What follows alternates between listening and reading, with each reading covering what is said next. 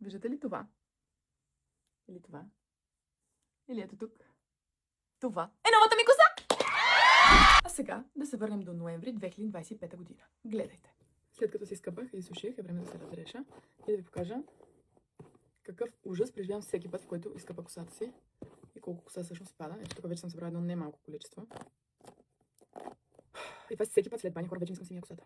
Въпреки че бях супер отчаяна и много притеснена, реших да бъда постоянна и да не се отказвам. Всеки път преди миене нанасях розмариновото масло и стоях с него поне час.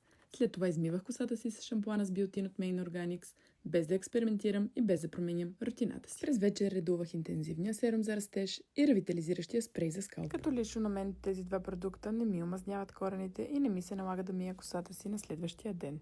Но при различните типове коса може да действат различно. И така 6 месеца по-късно мога да се похваля с много нова коса и почти никакви косми под четката или в канала. И да, не се случи за една нощ, отне време, постоянство и търпение, но резултатите наистина се заслужават. След като съм си изкъпала, ще се нареша и изсуша и сега ще видите колко коса имам по четката сега.